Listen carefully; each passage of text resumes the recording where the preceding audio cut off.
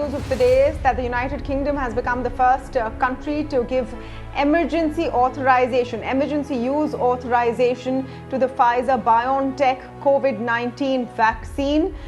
They will in fact start rolling out the vaccination plan from next week itself, which is when UK citizens will start receiving it. They have a plan in place, a system in place to who gets it first, and they're planning to start with the elderly in care centers and their caregivers. Medical personnel, etc. will follow next. Vaccination centers will be set up, and the UK government says is confident in the efficacy and safety of the Pfizer BioNTech vaccine. Importantly, the World Health Organization also wants access to the analysis that the UK government has done so that they can also expedite their process of an emergency use authorization to the Pfizer vaccine. The others are in line. That includes Moderna, that includes other candidates. And of course, the big question remains what's happening in India. India's best bet so far is the Serum Institute of India's production of vaccinations, and they are of course making the AstraZeneca Oxford University vaccine. By the way, the UK government has also booked 100 million doses of the Oxford vaccine as well. Before we move ahead to the discussion and ask the crucial questions on, is India prepared enough? Are we on the same timeline? Because the UK has expedited the whole process. Ours seems like the first vaccination rollouts might be in March, April this year. So are we behind the curve, or are we following the right protocols and procedures? But before we get to that important analysis, let's just take a look at where all the major vaccine producers in the world stand. The world might have just taken a giant step in its fight against COVID-19. In a historic move, the UK government has granted an emergency approval to Pfizer's COVID vaccine, and it will be made available across the country from next week. With more than 200 vaccine candidates under development, some of them have emerged as front-runners and are raising the hopes of the world population that the pandemic may soon see an end. But where does India stand in the current race for an effective and safe vaccine against the novel coronavirus infection? Indian pharmaceutical companies have made considerable progress in their trials pertaining to the COVID vaccine, raising the hopes of India getting an indigenous vaccine in the near future. Indian drug companies are major manufacturers of vaccine distributed worldwide, supplying more than 60% of vaccines. But even with India's experience as a vaccine manufacturer, the country may struggle to produce enough doses sufficiently fast to bring its huge outbreak under control.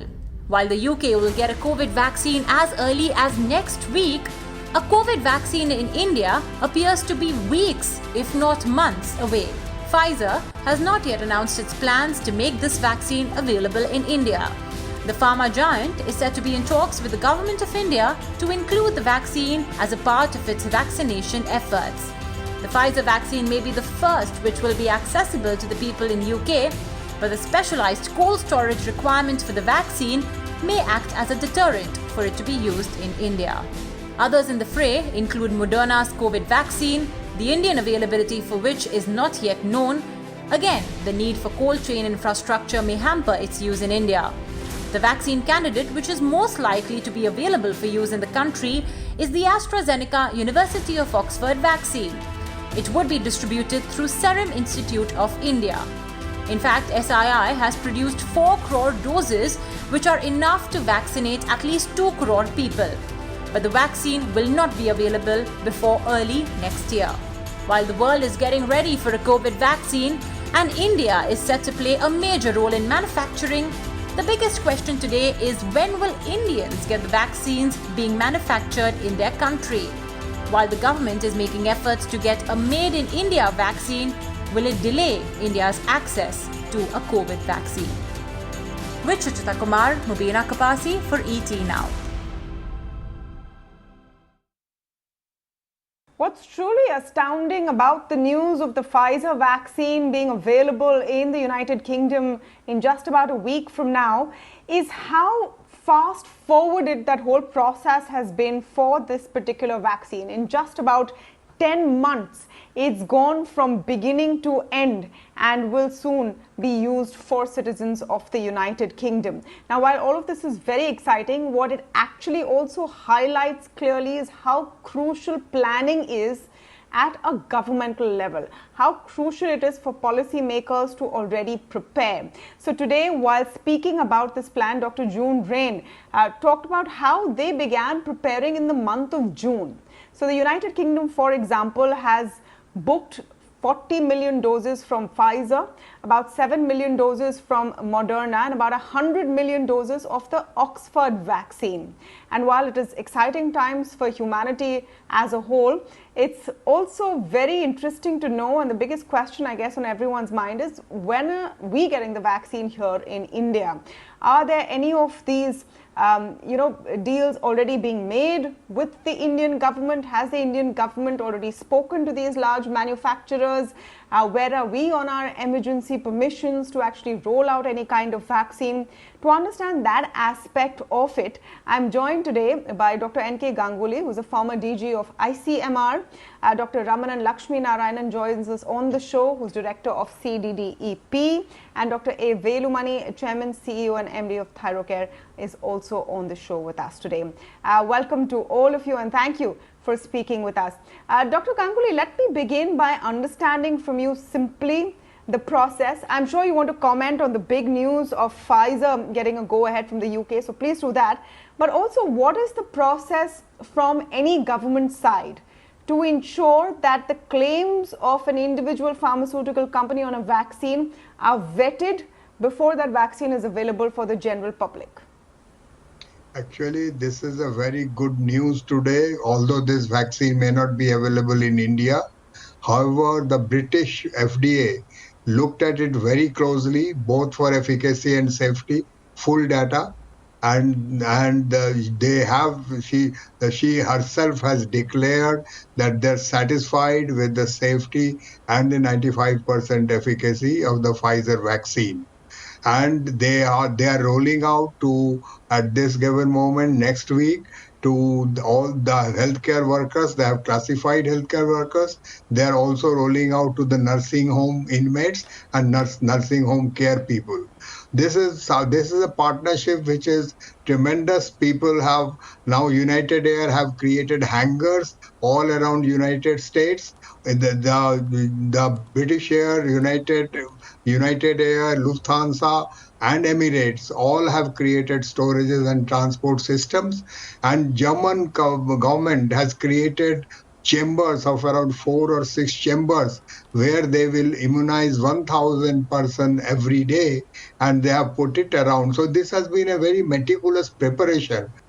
Yes, so this is fascinating. It's fascinating how fast the world is moving towards this and what methods have been used to expedite the process. But I come back to it. Dr. Ramanan, this is a show that goes out to people in this country, in India.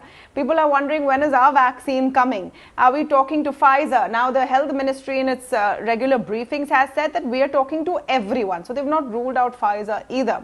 Do you think India is preparing enough? Is the simple question. Are we speaking to enough vaccine candidates? Have we, quote unquote, booked enough doses? Do we have enough of a plan of distribution? So Tamanna, the publicly available information on how much countries are booked of various vaccines is indicates that, some of the wealthier countries, Canada, the US, have all booked doses from multiple vaccine manufacturers, whereas India, at least as far as public information goes, is only booked from Serum Institute for the Oxford vaccine. Now, that's not necessarily a bad thing, because the mRNA vaccine platform requires storage at very low temperatures. That's because mRNA, the messenger RNA, is highly unstable, and it is not possible for us to really scale up a vaccine that has to be stored at -20 or -70 degrees. The Pfizer vaccine has to be at -70 degrees. That is not a feasible vaccine for India. I think India will have to bet on vaccines like the Oxford vaccine. Fingers crossed that the data come through as being as showing the safety and efficacy that we would hope for. And we have some other options as well. The Zydus cattle vaccine, in fact, uses a technology known as plasmid DNA, which is sort of similar in spirit to that of the mRNA. It's a more stable vaccine at higher temperatures, which means that the plasmid DNA vaccine that Zydus Cadila is pursuing does not require the same levels of refrigeration that the Pfizer vaccine would require. But I think India has to chart its own course, and the mRNA route is probably not going to be feasible for most people. But that said, I would be surprised if the mRNA vaccine were eventually not licensed here as well for sale in the private sector. And I imagine that people who can afford to pay, 3, 4, 5,000 rupees for a vaccine would get that vaccine.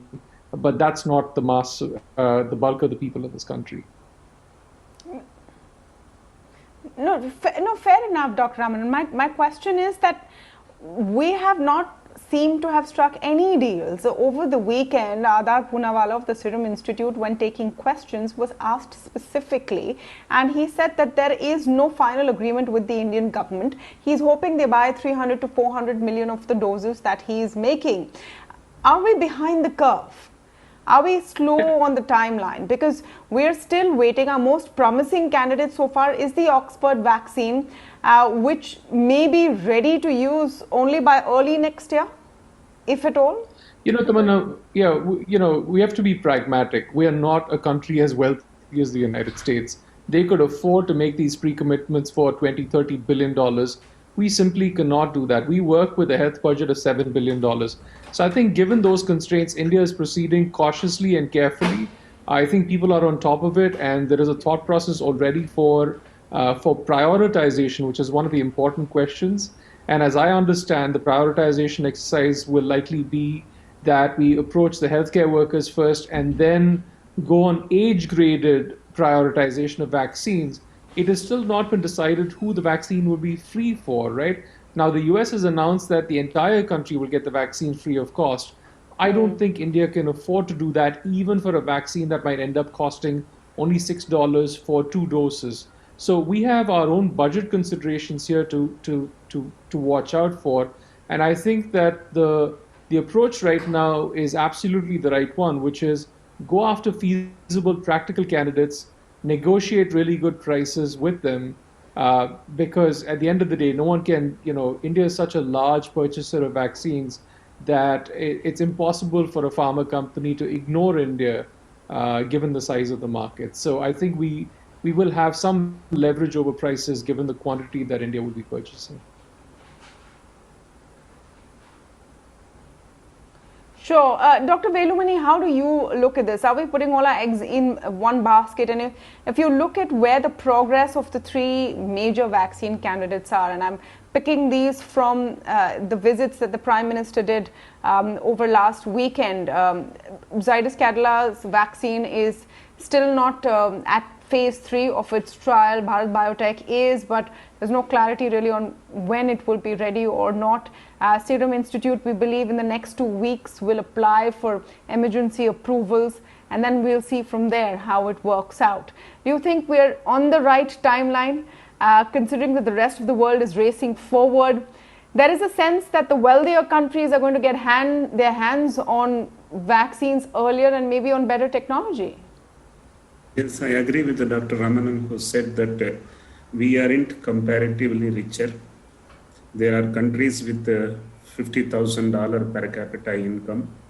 We are not even a $3,000 per capita income. So in the pyramid of economy, the manufacturers will try to sell to the richer countries because they will get more dollars per dose. So it's not that India may not be trying. India must be trying at, can you give it $3, $4? And this happened exactly with the RT-PCR kits. Suddenly the pandemic came. The supply was too little. The demand was too high. Because all went to euro and dollar sale, we did not have adequate, and it was sold at 1,400 rupees. Today it is available for 140 rupees. This is likely to happen for vaccine also. It looks like a few candidates are only there, but there are not less than 25 candidates. All of them are galloping. And these 3 players whom we feel that they are far ahead may not be truly far ahead, because it is all possible to have claims, whether these claims are truly at the ground level working, Somebody may endorse, some agency may endorse, some even government agency can endorse. What is true efficacy, what is true safety will only be on the journey, we will know, not on the clinical trials that much. But having said that, for a 8 billion population, you need 15 billion doses. That means 2 doses per person. It's a long journey. And it's a safety, it's a efficacy, it is temperature stability, and its distribution mechanism, cost of distribution. Sometimes the vaccine may be cheaper, but distribution cost could be high because nothing that easy to go to each and every corner of this country to taluk and villages and vaccinate people. But one good thing I am always positively looking at, India doesn't need that vaccine that desperately as much as Western countries need, because India has already crossed a 50% antibody positive population. I think we are cool customers. We will be having a good bargain. We will be able to do a job, and probably we will finish vaccination faster than many of the Western countries. But we may not be doing it in the first phase that aggressively because it is now around $20 per dose. India certainly cannot afford it.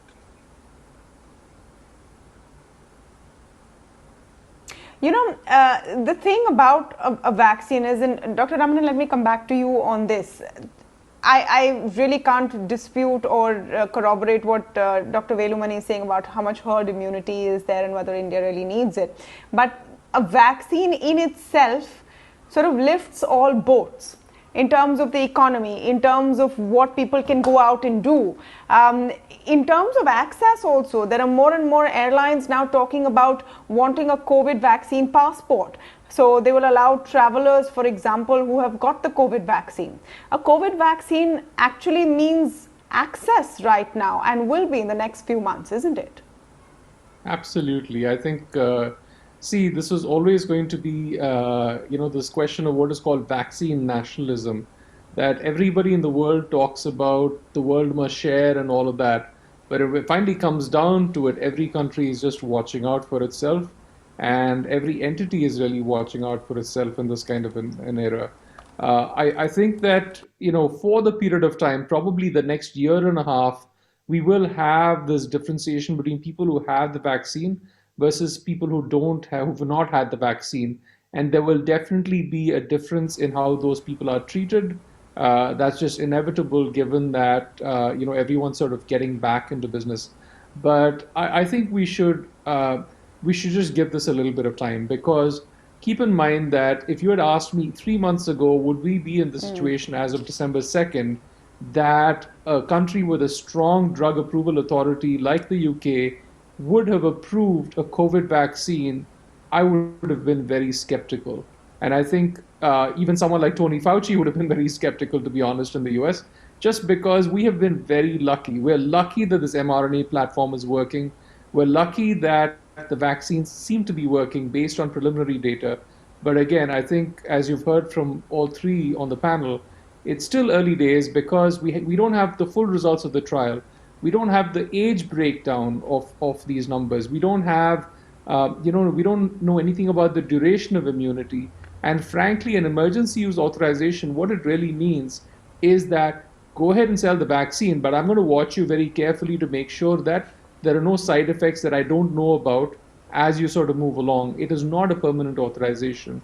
So let's keep our fingers crossed that all this good news continues to hold and that it pans out for the Oxford vaccine as well as we move forward. But, this is a long game. This is, December starts now, but, for us, we could start vaccinating probably as late as April or May or June, which is what I think is more likely, probably May or June. Hopefully before, but even if it's May or June, but we can vaccinate a lot more efficiently and faster because India is good at pulling off these kinds of massive events. I mean, big elections, big polio campaigns. It's within the structure of how the country is organized to do those sorts of things. Well, Dr. Ganguly, you wanted to come in on this conversation about India's preparedness, and I just want to add one more aspect about safety. if an emergency use authorization is essentially, let's watch where this goes, is it really safe, especially for the elderly who seem to be on top of the priority list all across the world? So actually, elderly are not making as good antibody. This is now out from the various FDAs who have looked at the data. So this is something which is little worrying.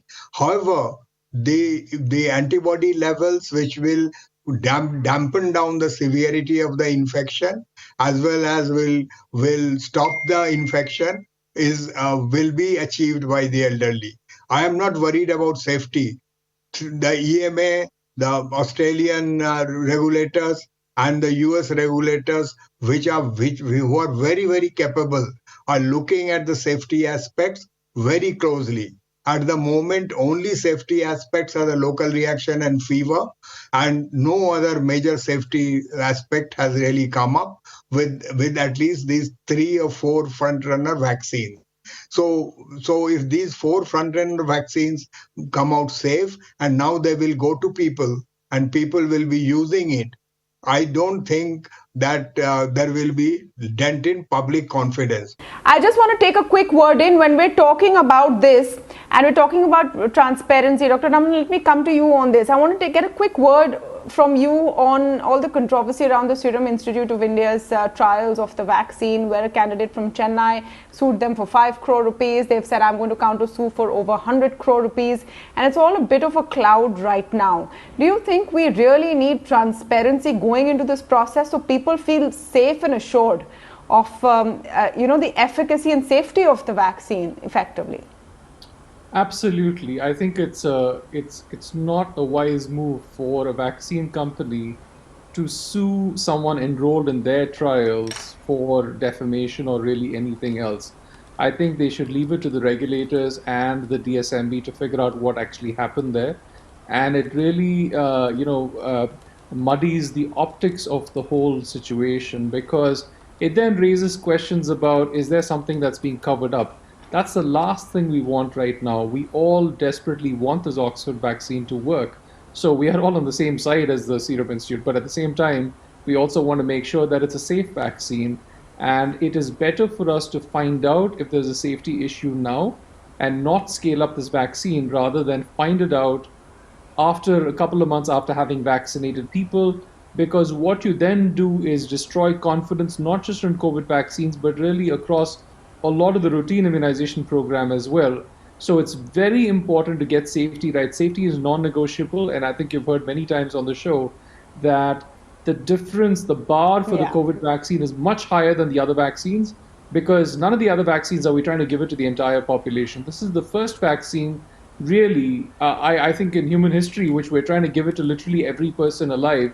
And this just calls for a totally different level of safety. So I think we should demand that kind of transparency and make sure that the vaccines are safe as we move forward.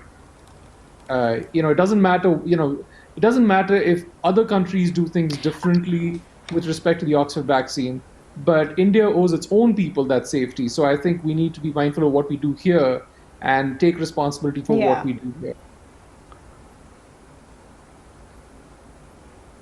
No, I think that's a fair point. It's not necessarily a race you want to win at the cost of safety. Dr. Velumani, you want to come in on this? Safety, transparency, and focus on the Serum Institute's work right now, because that's our biggest bet and our clearest bet at this point. Actually, it's a huge business. Vaccine business is huge business. For the last 6 months, there have been all releases and claims and share prices moving up and down. A lot of things have been happening. Having said that, no vaccine will be free of side effects. That is, zero side effect, no vaccine will be. If there is a side effect, if somebody has complained, we need to look at it rather than telling that you pay me 100 crore, because business means there will be either natural problems or even rival-induced problems.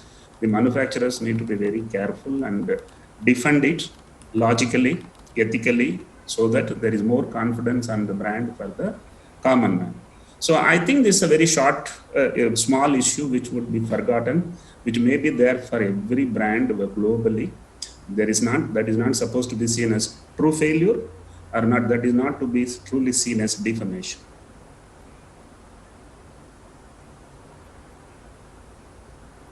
All right, interesting times that we live in as the race to the vaccine continues, but it has to be a safe one. Pfizer is definitely taken the first step. UK is way ahead. They will start vaccinating people from December. Their health secretary has said that they are expecting to have a summer where everyone can enjoy themselves much more. India is likely to be a little behind that curve, but comes with a lot of different considerations. On a separate note, I wonder whether there will be a spurt of vaccine tourism in the months to come, where the well-heeled in India will ensure that they're going to the places where these vaccines, which are expensive, are available, at least for themselves. On that note, I want to thank all of you for joining us on the first big story this evening.